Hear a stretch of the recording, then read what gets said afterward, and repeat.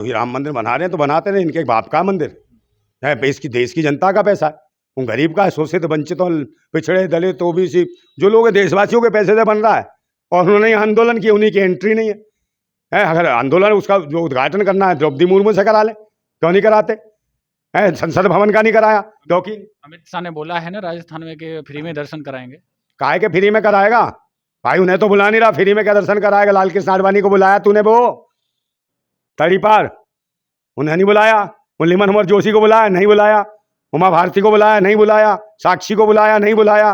विनय कटियार को, ये आंदोलनकारी जो मंदिर के नाम पे आंदोलन किए, उनको भगा दिया। और वो कह लगा जब आडवाणी में रथ यात्रा ली थी, राम मंदिर यात्रा के लिए रथ यात्रा की थी, तो कह लगा नहीं राम मंदिर तूने की होगी, अब तो तेरी अब तो सब यात्रा निकलेगी। उसे डरा दिया बेचारा, चुप। और उसे कह दिया कि तू बूढ़ा हो गया, मुरली मनोहर जोशी को इन्होंने। तो जो अपने विरुद्धों का सम्मान नहीं कर सकते अपनी पार्टी के, तो ये किसका सम्मान करेंगे? किस वृद्ध का करेंगे? किस बहन बेटी का करेंगे? महिलाओं का कहाँ है? उसको देख लो, प्रज्ञा ठाकुर क्या कह रही थी, चाकू छुरी तेज करा लो।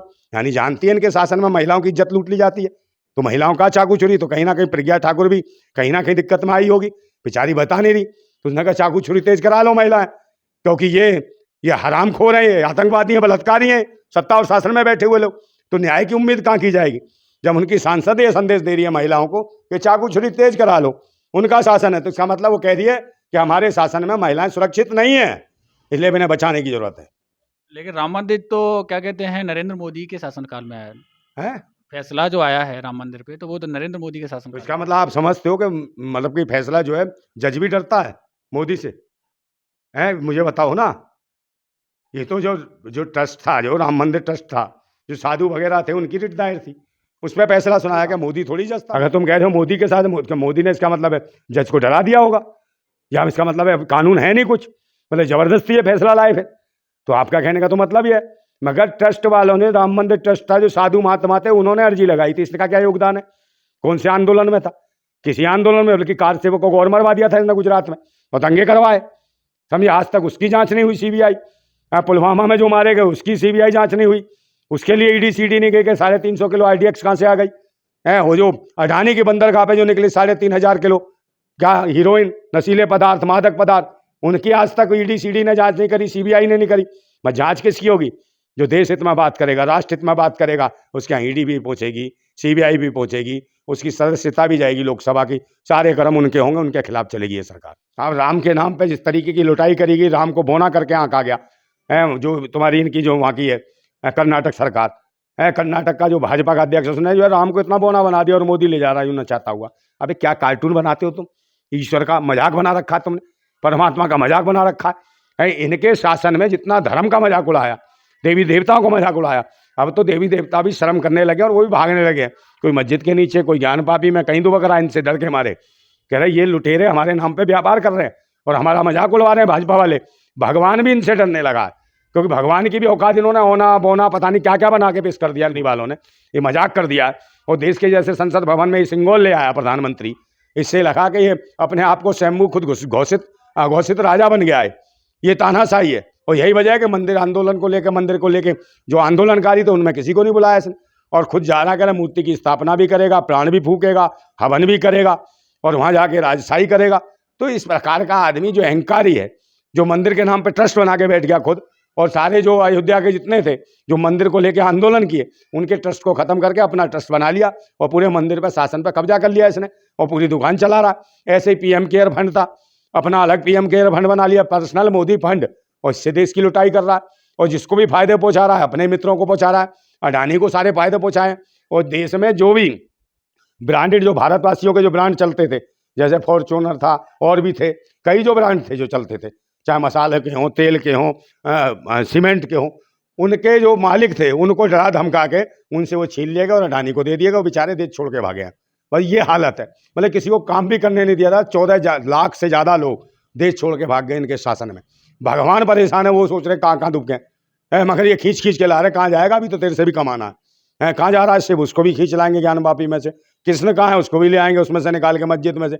अभी तुम्हारे पे भी कमाना है, तुम्हारी बांसुरी बजानी है, तुम्हारा भी डमरू बजाना है। इतने बड़े लुटेरे भाजपा वाले। तो मैं कहता हूँ कि भाई इन लुटेरों से बचाना है। धर्म मजहब के नाम पर जो पूरे देश में करी है इन्होंने, आतंक जो मचाया है, भयंकर है, मुसलमानों के नाम पर खाया है, इनके बस की नहीं है, कोई ऐसा काम नहीं करा राष्ट्र में जिस पे ये आए हों। इन्होंने उकसा के आए हैं, और इनको अगर लाने वाला है तो मुसलमान है। ये ताकतवर बने मुसलमान के, वो मुसलमान को गालियाँ देते हैं, और गालियाँ देते हैं तो नेता बन गए। इनके पास कभी इन्होंने कहा नहीं कि शिक्षा को बढ़ाएंगे, स्वास्थ्य सेवाओं को बढ़ाएंगे, रोजगार की गारंटी नहीं है इनकी कोई, और ना ही वो महंगाई पे कंट्रोल है।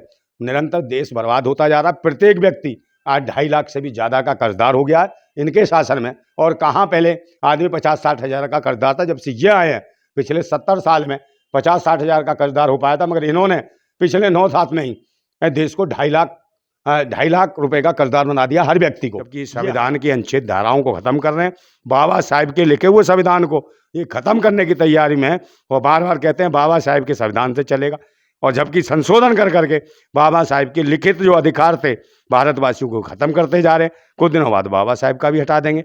तो ये लोग वो हैं जिनका नाम लेते हैं ना, उसी को हटा देते हैं।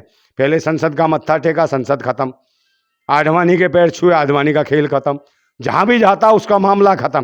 किसानों की बात करी, किसानों को रुला दिया, जवानों की बात करी, जवानों को रुला दिया, वृद्धों की बात करी, वृद्ध रो रहे हैं, महिलाओं की बात करी, महिलाओं के रेप कांड सबके हो रहे हैं। महिला खिलाड़ियों कह दिया ये तो हमारे घर की हैं, वो रोई कैसे, उन्हें लठ पड़वाएगा। इतना बड़ा पनौती है, जहाँ चला जाता है वहीं मिट्टी खराब कराता है।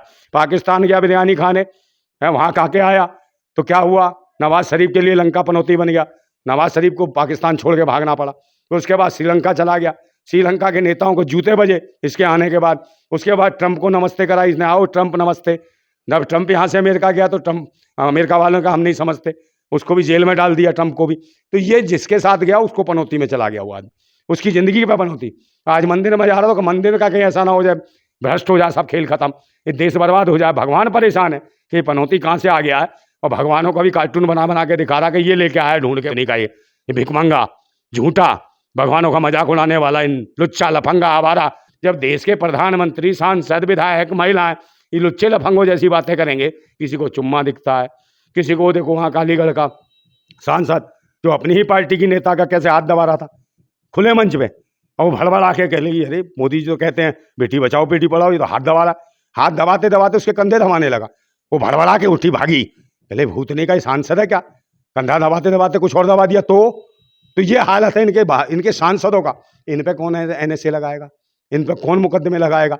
मतलब इनके भाजपा के इतने नेता हैं, अय्याशी करें, बलात्कार करें, देश लूटें, बेचें, कुछ करें, ये सब दूध के धुले हैं, ये सब देवताओं के द्वारा प्रकट किए हुए हैं। समझे, EVM के माध्यम से आए हुए हैं टपोरी, झूठे, मक्कार, नालायक, निकम्मे, चोर, आतंकवादी, देशद्रोही। इनसे देश को बचाने की जरूरत है, और देश के भारतवासियों को संपूर्ण आज़ादी की जरूरत है, और देश की जनता जब तक विरोध नहीं करेगी, और ये समय है विरोध करने का। अगर 2024 में EVM से चुनाव हो गया तो दोबारा चुनाव नहीं होगा भारत का, मैं आपको बता रहा हूँ। राजशाही लागू हो जाएगी और लोग दुखी हो जाएंगे, फिर वो राज राम की कल्पना, वही वर्ण व्यवस्था चलेगी और मनुवाद स्थापित हो जाएगा। क्योंकि मनी पे कब्जा इन्होंने कर लिया है, देश की सारी संपदा और मनी पे आज मनीवादी लोग बैठे हैं।